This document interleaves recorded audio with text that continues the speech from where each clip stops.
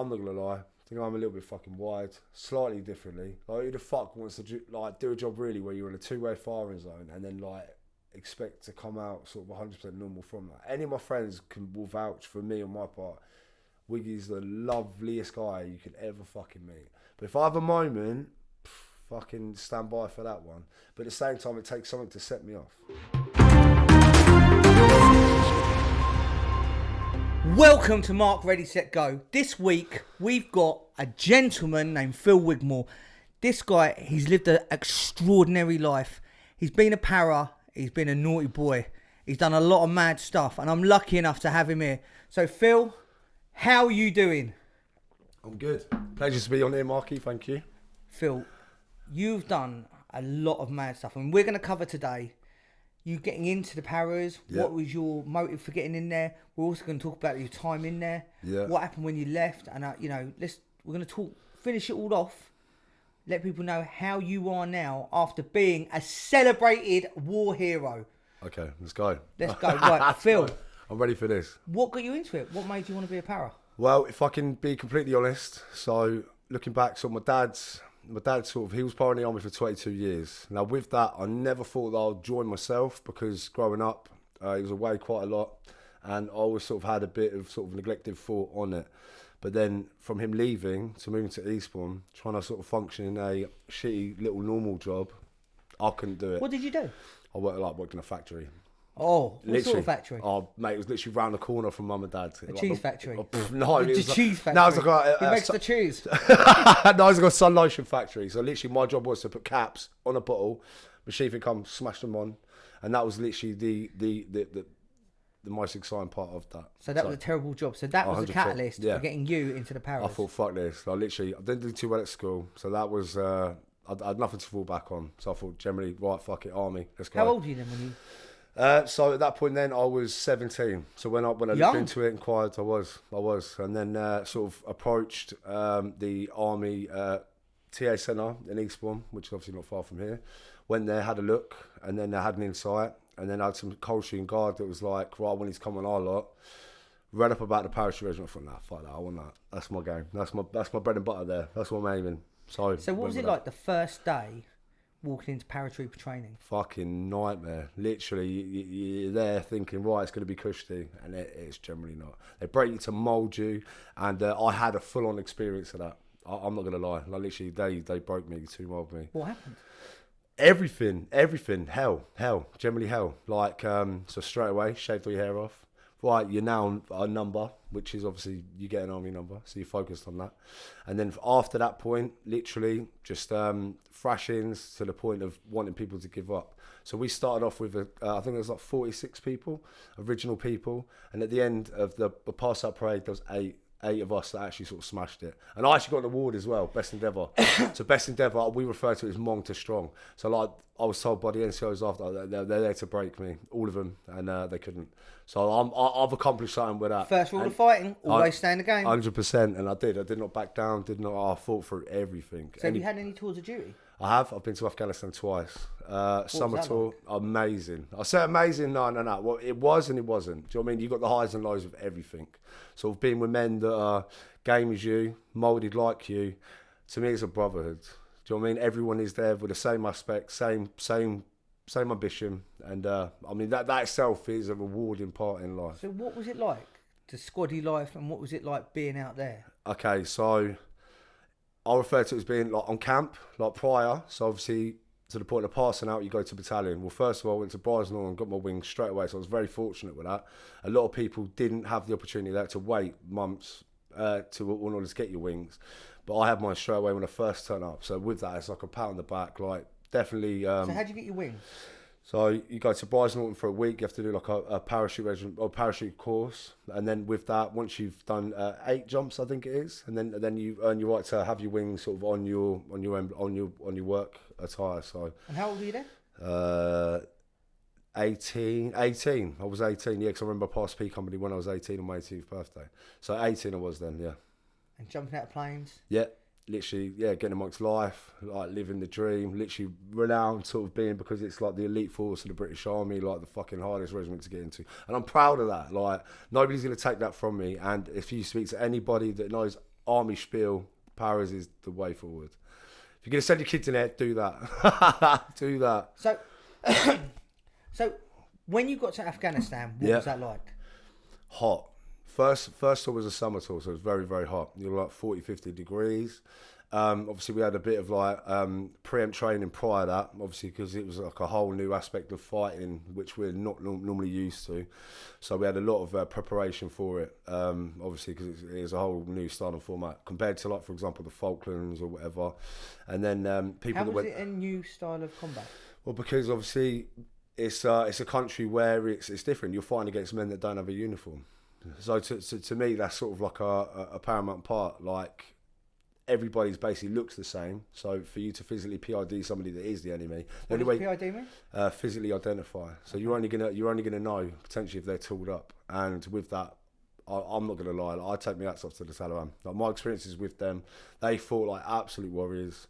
But I'm gonna be completely honest. We handled it back just as hard as we sort of received it ourselves, but more.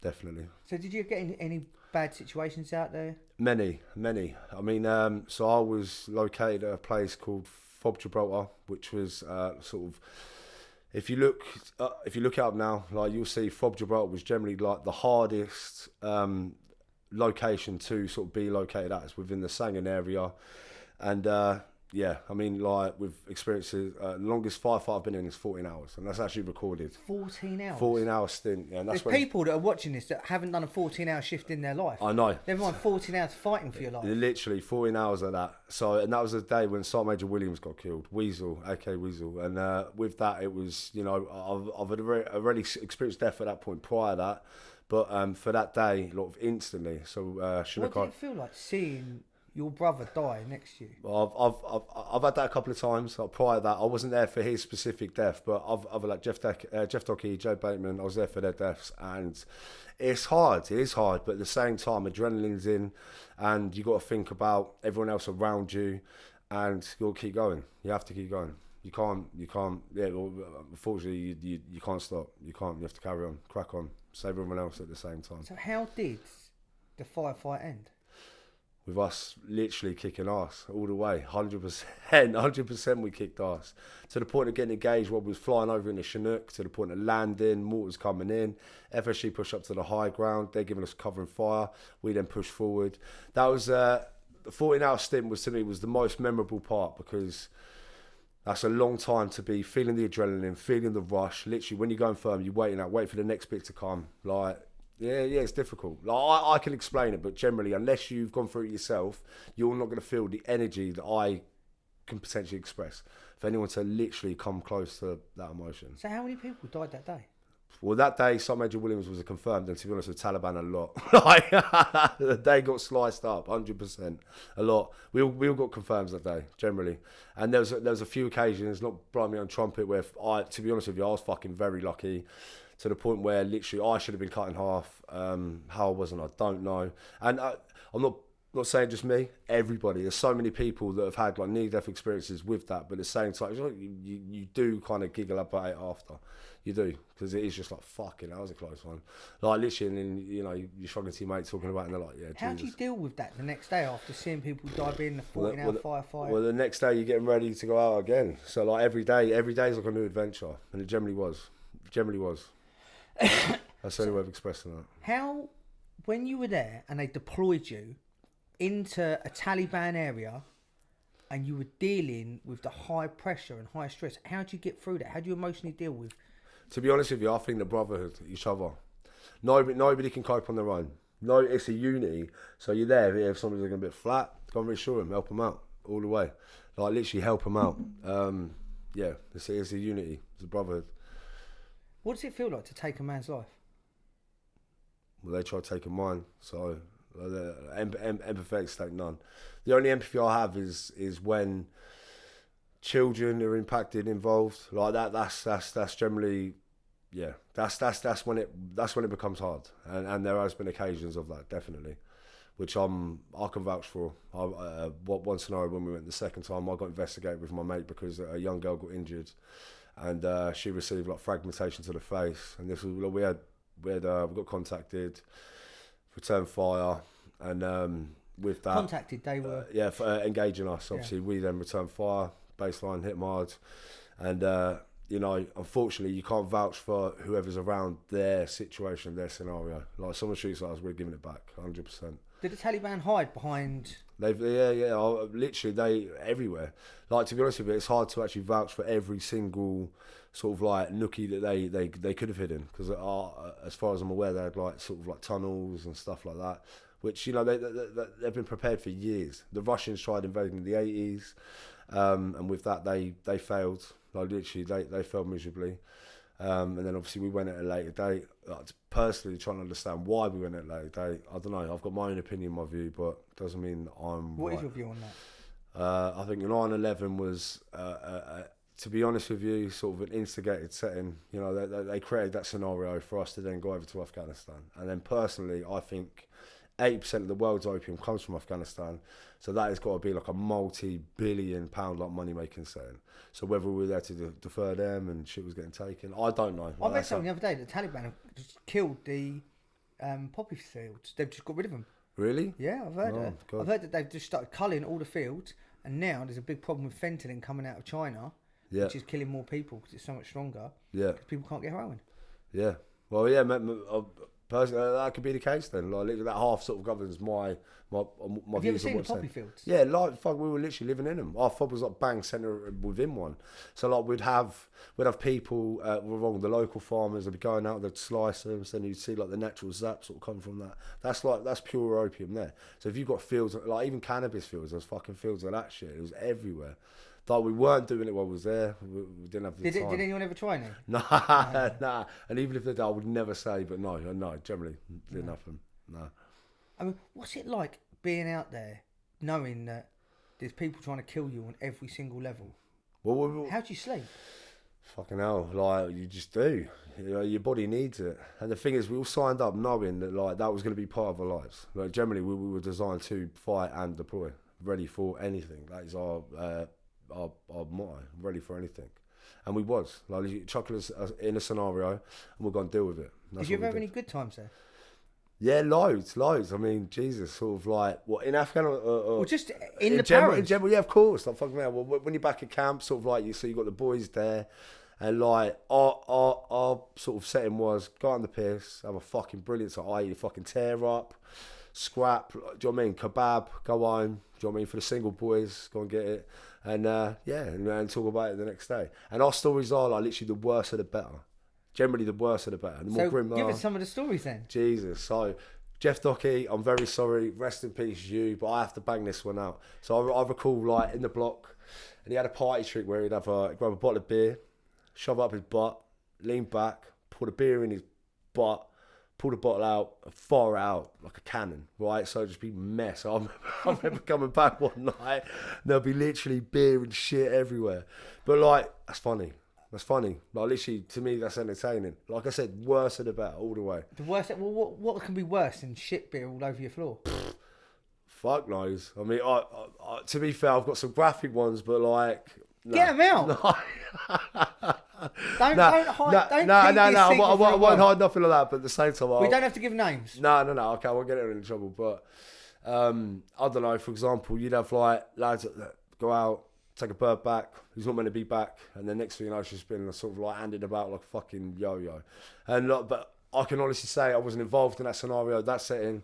But like I said, grim of the story, worse of the better. Yeah, all the way. Do you ever miss being in that whole life with those guys? 100%. I actually I had a few moments the other day, and I'm with my mate. I ain't spoken to him for years. And he was like, still my best mate all the way. Like, literally, I could not talk to him for a long period of time. And when we hook up, it's like we ain't been away. And that's Kev. Kev, you know, I love you. And yeah, fuck me, we've had some situations together where literally like near-death experiences to the magical point, and just go up after like, whoa, that was a close one. That's a close one. So did you do all your tours with him?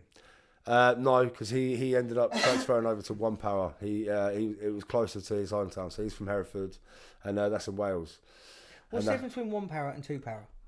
And 3 Para. So 1 Para is FSFG, so they're like the Special Forces support group. So they basically sort of tend to work with the SAS, but they Say if the SS has got a mission in, they'll get one para over to like potentially like cover them as they're going in doing the main hit.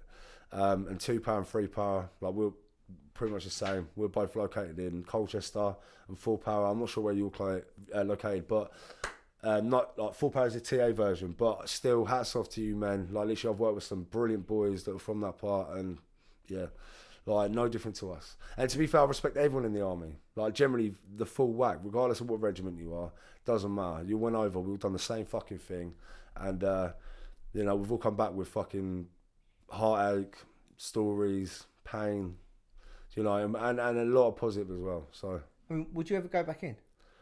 I physically can't, unfortunately, because I got many discharges. I lost my hearing, so my right ear's fucked. It's void. And how'd you lose your hearing? so the reason for that would be obviously when we went the first time, so it was very kinetic, i.e. a lot of contact, a lot of firefights. And I mean, I've experienced, so my mate got blown up next to me, Taliban, giving you the shout out here, you deserve it. He got blown up for an IED, and with that, sort of like early hours in the morning patrol, we were very close together because we all didn't have the MVG sight, so we had to keep it very, very, very, very tight. And front man was Sponge, shout out to you, bro. And he slid down an irrigation ditch, tail then stood on the IED, which then the impact, the blast is fucking mental. Like imagine that pitch black, yeah, next thing like, poof. So literally fucking load of us got blown back. No screaming, no shouting, nothing. And then all that was man down, man down. So Tel was still with it. And Tel was actually talking the lads through on what to do. Because you imagine adrenaline's going in, your mate's fucking like injured, legs fucking flapping about everywhere. He lost a finger as well. And he was just like, calm down, you know, like talking them through it. Not that we don't know what to do, but he was reassuring them. So that's a magic thing there, like generally. And also we had a suicide bomber that blew up like 10 metres away. And the day before that, shout out to Murray Coffey and Gamble. So they had one. What was the lead up to the suicide bomber? So routine patrol, and we were heading towards the Hammer's Handle and Hannah's Head. So anyone that knows our location in Fob Jib, that was the very kinetic area, Taliban filed area. Every time we went there, it was always a firefight. And yeah, some local guy literally just popped out from a cornfield. So it was like fucking Dresh, stopped him. Kalaportakai, which is lift up your dish dash. He played silly bargains. Next thing you know, he just fucking detonated himself. And all that was left of him was his 2 legs and his scalp. So with that, his scalp, yeah. Like we got, well, I don't know if I can say it, whatever. We got pictures of his scalp and like his fucking legs. Have you got a picture of it? No, I have on my laptop. I don't know if I should, but fuck it. I have. But then we've got images of me and this leg. So we got back to the fob. We took the leg back, and I got pictures of me with this cunt's fucking foot in my mouth, like glorifying it. You had his foot in your mouth? I did. Banner vid. Wow. Is what it is. Is what it is. Lucky didn't actually remove the time and So have you got foot fetish? This is what we're getting. 100%. Taliban foot fetish? 100%. No, not just Taliban. Just love feet in general. I just leave feet in general. I love them. The FTSE 500, eh? Yeah, 100%. Nice. So, when you were in there and you were going through all of this, did you ever see a point where you thought, you know what, I might want to get out? Or... Nah. I wanted to carry on because at the end of the day, it was my life. It was my job. It was what I was moulded and broken and made to be. So when I got told I was getting mentally discharged, I suppose in some aspects, yeah, potentially it could have been a blessing. But at the same time, like I felt like everything was taken from me because it was like I had nothing else to go back to. Didn't have a trade. Like, I've learned something now. I didn't have a trade. Like. You know what I mean? So it was my life. And in some aspects, like, it was like a cheap way of living because your food and accommodation comes out your wages, so that's dealt with. And then, you know, the rest of the money, like, I refer to it as like on the piss tokens, really. Do you know what I mean? So, like, it was cushy in that aspect. And because you're working with people that you like and love, like, what better job? Like, if he can't be asked going, what about you? Well, yeah, let's go. So there's always somebody to go and play. Amazing. Have fun. Right, we're going to have a quick word from our sponsors and we'll be back in just a second.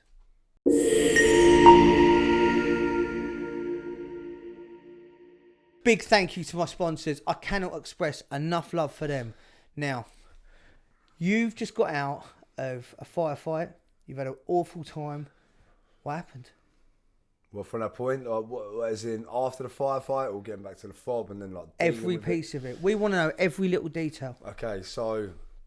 The initial part of the firefight, when it's all going off, adrenaline's kicking in. Like, adrenaline is such a powerful thing. Like, generally, I wish they could actually sell that in the shops because I get deal with so much. But when the situation's dealt with and you get back to the fob, right, and then reality kicks in. So then when you've got like literally a person in a body bag, right, and then like you're waiting for that to get picked up, which you will do by Chinook, and then taken to Camp Bastion where it'll be dealt with, i.e. put in the coffin, and then you're ready for like the ceremony for the send home. That's the reality. That's when it's like, fuck, it's real. I remember when Jeff and Jay died, it took me a bit of time to acknowledge. Like, it was as if I was sort of waiting for their correspondence, but then it's like, they're not here. They're not here anymore. Do you know what I mean? They're not. Like, so the day before, obviously we spoke about it prior, but the day before Jeff died, like, I remember us having a fucking dick fight, right? I'm bringing it up. I've got it for Jeff, because his family will respect it just as much as I fucking do. But because we both had little fucking schlongalongers, it was like, right, let's have a dick fight then. Let's man this out. And we had a dick fight. And then after that, right... What happened in the dick fight? How did the dick fight go? Literally fucking, like, literally conkers with your knob. And, like, we were just smashing out. But the day after he passed away, and I remember calling it, like, for a joke. Like, I say for a joke, generally, like, our humour is just, like, you got to carry on. I called out the day after for everyone, and they're like, no, you jinx. Like, we're going to die if we play with you. But, yeah, well, bless him. Bless them both. Bless them. So you're now the dick fighting champion of Para. 100%. Yeah, fucking. Big dick. I'll win that. Big dick wig. Big dick wig. Very nice. Bars for the crime, right? So what? So you obviously had good times there as well as bad. What were some of the good times? Good times, I think personally, is sort of like the build up to it, like knowing that you've got people there, yeah, like through thick and thin, they're always going to be there. I remember times where I was proper skin, everyone's going out. You'd have one guy that's like the sensible guy, saves up all the time. Yeah, oh mate, I'll lend you some money to go out and stuff, right? And although it doesn't seem much, but at the same time, yeah, like other people, I find now in Civvy Street, everyone's so fucking anal in the sense of like no one wants to help you. Like generally, nobody wants to help you. You know, just have that fucking brotherhood where generally, yeah, come on, yeah, fuck it, let's go. I don't know. Like, it's a different world. It's a different world. Until you're in it, it's half. I can justify it from every angle, from my mouth. But at the same time, people will be like, you won't respect it. You won't respect it until you've actually gone through that setting. So what's the difference between civvy life and squaddy life? Squaddy life is amazing because you're getting your 3 meals a day. You're getting fed. You've got somewhere to fucking live. You can spunk all your wages in 1 month, right? You're getting fed. You've got somewhere to live. It's all good. It's fine. Civvy Street, you do that, you're fucked. Like literally, you jump on the streets. Beg. Do you reckon that's the reason why there's so many homeless veterans? No. A lot of people are damaged. Like, I can vouch for that because I've definitely had a slice of that cake. And for any man to have gone away and come back and say they're not affected by it, yeah, act tough now. It's cool. I respect you. I love you. But at the same time, no. Like, it will come. It's a creeper. And I think a lot of these homeless veterans now they are very misunderstood. I mean, I've been very fortunate. I've had my moments, I've had my fucking situation scenarios. And to be honest with you, I've always had people stand by me because they've actually given me the time of day, sat me down, listened to me, and, you know, made sure that I've been all right.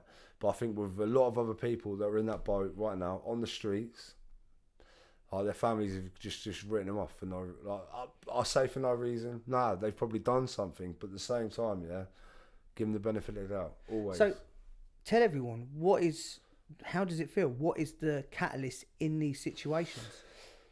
Emotions. And nobody's got control of your emotions. You can't. So, like, I've had days where I've been doing normal shit, and then doing whatever. Song comes on, certain song. Next thing you know, it's like a screw turned in your head, and you're just like, oh God, yeah, fucking hell, I forgot about that. It's just come back to me, and then like you know you have a reminisce, and then like, that could be the starting point to something. There's no cure to it. There's none. Do you know what I mean? You can physically go and seek help now. Yeah, the help ain't guaranteed. You've got somebody that, to be honest with you, has had no actual fucking acknowledgement within that life, right? But they're teaching you and telling you, oh, you have to do this, you have to do that. In what sense is this? I don't know, like whatever. I.e. for like, for example, PTSD. So you can go and apply for help through the NHS, right? So they'll guide you, right? You go and speak to these people. These people then will like check you on a course. You then go on a course, and then you got to go on this online thing. You're listening to them waffle on about shit, right? Right. So when you feel annoyed, breathe in, breathe out. How the fuck is that gonna help me? Like literally, I need to communicate. I need to, I don't know. I need an understanding. Express your emotion. Yeah, 100%, 100%. Has it ever got you in trouble expressing your emotion? Yeah, definitely. Fucking hell, many times. And I think like where I've been that passionate about certain things is got me in serious amounts of trouble. But at the same time, like even being dealt with by the police. So I've had it where I've been arrested and literally fucking pinned down, like I mean manhandled, and God's honest truth, I'll vouch for that. And pepper sprayed 3 different situations within that fucking time, right? To the point where I can't fucking breathe. My face is battered up, and I'm telling the guys like, fuck off, and they're carrying on, like, but. I don't know, like we're a different breed of people, and I think we need an understanding where, like literally, leniency. Okay, we're fucked up at that point, but at the same time, like give us the time of day. We deserve respect, same as you guys. So, what got you into trouble? Too much drink, like my emotions, definitely my emotions. Like, believe it or not, I'm actually a very emotional guy. Not to the point where I'm fucking crying every 5 minutes, because that ain't the case. But at the same time, I'm very passionate. So if I believe in something and I think I'm right, not that I'm a dickhead with it, but at the same time, like morally, I think I'm right. And you know. Okay. So morally, you're talking about morals. So let's talk about your moral compass. You've been to a different side of the world and fought for England, fought for Great Britain, sorry. You know, as a para. How does your moral compass roll through you? Through me direct. I think that, you know, everyone should be equal, definitely. And I think that understanding as well. Like literally, I'm one of them people where if I was to compare myself to somebody else's situation, i.e. like, okay, varying dudes, so obviously, I'm not gonna lie, I think I'm a little bit fucking wide, slightly differently. Like who the fuck wants to do a job really where you're in a 2-way firing zone and then like expect to come out sort of 100% normal from that? Any of my friends will vouch for me on my part. Wiggy's the loveliest guy you could ever fucking meet. But if I have a moment, fucking stand by for that one. But at the same time, it takes something to set me off. I want to say something here. Now, with you, I've never heard you slag anyone off. No. I've never heard you say negative things about anyone. No, and I've been in situations where I've listened to someone say something bad against someone else, and you have never, ever engaged in that. You've never continued anything. You've just said, that's you, and walked away. Yeah, no, that's it. That's it, bottom line. Brilliant mindset. Yeah, no, of course. And then, you know, moulded that way, I think, as well, personally. Generally, just sort of like setting that stone. But I think just sometimes it's just understanding somebody. It's like if I met I don't know, if I met somebody that I knew that had been through a lot growing up and stuff, like for me, I'll be lenient with it. I'll give them the time of day. I respect that.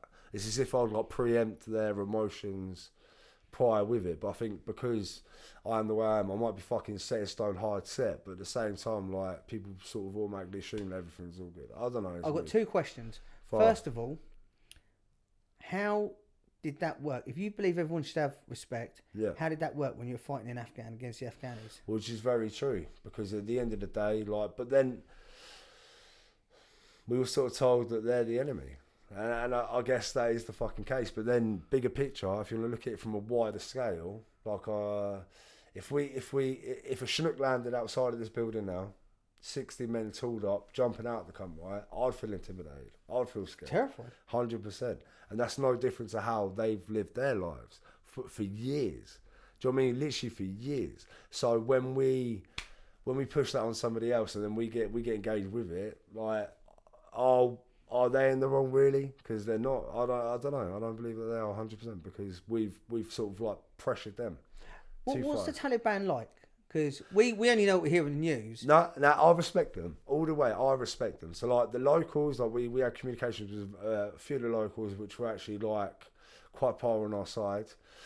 And then you got the ones which would fight back. So I mean, fuck it, that's a whole new story. That like generally, as in, you know, we'd have the dickers, we'd have the fucking like potentially sort of the people that would observe us, like figure it out. We'd have kids fucking like, you know, like sharing information, prepping other people down the road for us. Do you know what I mean? These are things that we had to inside look out for. Even like preparations for the IEDs getting built. There'd be like stones sort of built up as a platform, and then that was an indicator for the locals, like don't go into this area because there's a device there waiting. We then figured out over time, realised, right, this is a vulnerable area. There's something there waiting for us. And then also like people leaving an area, i.e. like people fleeing, like that's an indicator that it's going to kick off. The Taliban are going to engage us. Yeah. There's so much to it, honestly. Like, so did you see any of the misogyny that you hear a lot about towards women? Yeah, I mean, I recall seeing. I remember going through like I say like a little town, and I remember seeing like this picture on a wall. So it was like a white picture, and there was like 3 different sized rocks, right? So you'd have like a fucking baby one, cross underneath it, middle one, cross underneath it, big one, tick a butt like underneath it. So obviously over there they stone their women to death. So that's like, that was sort of like an indicator of like how they'll deal with that situation. We'd hear about like beheadings which would happen. Do you know what I mean? I've never physically witnessed one, but like it's like a medieval town, man. Like it's, yeah, different life to what we used to. And even if we approach that situation, we couldn't even necessarily get involved with it anyway because there's nothing to do with us. Really? So, yeah, it's out of our hands. What could we do? That must have been so hard. Yeah, no, definitely. And then you see like the young girls. So you see the young girls. So the younger girls, they'll be like faces revealed, and then like the older they were, their faces were covered. And I recall one scenario I was in. So was on patrol one time, and I always used to take out a bag of Haribos with me. Not that I'm a weirdo, it's just like distribute to the kids. It's like a good gesture. Yeah. I mean, keep them on side. Win the hearts and minds. Of course, and that's a big part of it, right? So I'll be there with this bag of sweets. Anyway, I recall this, went firm outside of this compound, these big metal gates. And then I remember this like gate opening too. So we went firm, gate opening too. And this young head popped out. I was like, look, come, take these. I'll give you the bag. Anyway, this young girl sort of looked out and I was like, look, please just have them. Like, have them. You know what I mean? Just, I want to give them to you. So she like looked back, looked forward. She come running out. She just took them off me, ran back in. And then as soon as she ran through that gate, mate, her dad was there, so he just went, whack, chinned her, mate. And I fucking jumped up and I wanted to go and fulfill the dad. I wasn't allowed. I got told by my supervisor, sit down, you can't get involved with that. And I was like, this is bullshit, like, it's bollocks. It's not right. But did that make you feel better knowing that you were liberating a lot of these women? Well, I wanted to help everyone. Like literally, like anyone, anytime, any place, anywhere. Like if I had my way, I'd fucking hug every single person in that country. But didn't always lead to that because they saw us as a threat. Was there any differences between your first tour and your second tour? First tour was summer, so it was fucking hot, and to me, and I think a lot of people can vouch for it. That's when the guns come out, 100%. Summer tour, that's when the opium's growing, like. You know, that's when they're all gaming ready. And then, like, winter tour was fucking freezing. I remember that much. Jesus Christ. Like, literally, like, -1, 2, 3, whatever. And, you know, completely different setting. So it was still kinetic, but not as kinetic as it was for the summer. Now, when you left the Paras, why did you leave? I got mentally discharged. So I lost my hearing in my right ear. So with that, well, numerous of things, really, personally. So, I did GPMG, so I actually named my gun the Widowmaker. I called myself the Widowmaker. So if you like picture that as an emblem, Widowmaker, I created widows. I denied men to like they fucking no women can go home to their husbands, right? But with that, yeah, that was my nickname. That was literally my nickname for all of it. So now you're back in the civilian world. How do you find it? At the beginning, a struggle. I mean, to be fair, even now, like literally, I thought with my setting in life now, I don't know. I'm not a guy screaming for help, but at the same time, I know I'm fucking slightly sort of set to a lot of other people, definitely, and a lot of people can vouch for that. If they know me, they'll know. And then trying to sort of find normal work, so I did it at the beginning after leaving the army. That was a fucking struggle because got a job. And the whole sort of like, I refer to it like control setting. I had some guys trying to boss me about, mate. I couldn't take it. I thought, no, fuck you. I tried to fill him in, which then I lost my job with that one. But then I sort of got into like the labouring aspect, building aspect, and then there was a lot more understanding because they sort of respected you as an individual more, which sort of helped. Definitely helped out. I mean, what have you got to say to anyone that thinks about joining the Paras?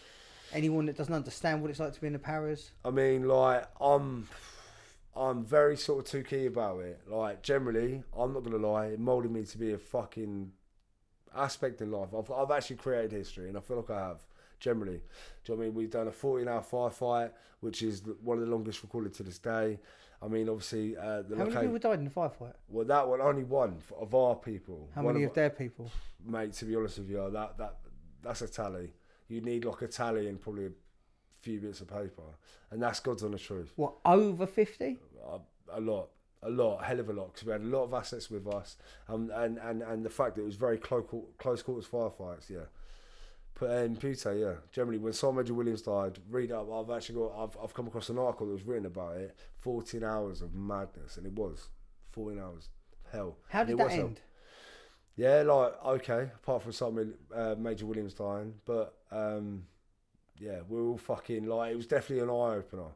Because when you go to a different experience within a firefight, normally you're sort of in and out, it's done.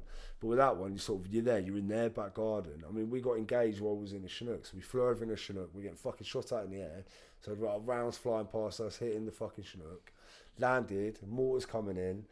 Like, at that point then it was like, fuck, this is actually like crazy. FSG pushed up into the high ground. We then like pushed up to the element of the 611 road. Sergeant Major Williams got killed. We then fought through. I nearly got fucking cut in half a couple of times that day. Like, it's mad. Like, literally general madness. Like, I'm explaining it, but fuck it, I wish you could just see the picture in my head. If you used to describe it. Describe every part of it. Mate, fucking just cry like Call of Duty, but real time. Generally Call of Duty, but real time. Yeah, 100%. So did you personally kill someone that day? Yeah, fucking hell. Yeah. Loads of us did. Yeah, we all did. What did it feel like taking another man's life? Mate, fuck him. That was either me or him, right? And in that situation, that's our bread and butter. That's what we're molded to do. And to be honest with you, I look back now, like, I have some remorse, but then at the same time I don't. Because it could have been me. They ain't gonna give a fuck about me, so I don't care about them. Now, you've got a little girl, haven't you? I have. Penelope Rose. Did you have her after you left? Yeah, this was after, yeah. So, like, for that, yeah. I mean, it was like a few years after. But, yeah, Penny, like, generally was an eye-opener to me within life. So, yeah. Wouldn't change it for the world. No for now. Have you got anything you want to sum this up with? Anything you want to tell the world? Mate, literally, live your dreams. Be what you got to do what you got to do. But love your family, man, and your people. Like, generally, we should all get on. And I hope we do eventually, but at the same time, be yourselves and be strong. All the way.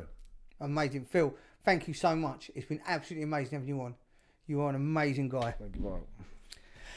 If you want to see more of Phil, go down, have a look on the website, Marky Ready Set Go. I'm going to do another interview with him. We're going to pop him out in the Daily Sport.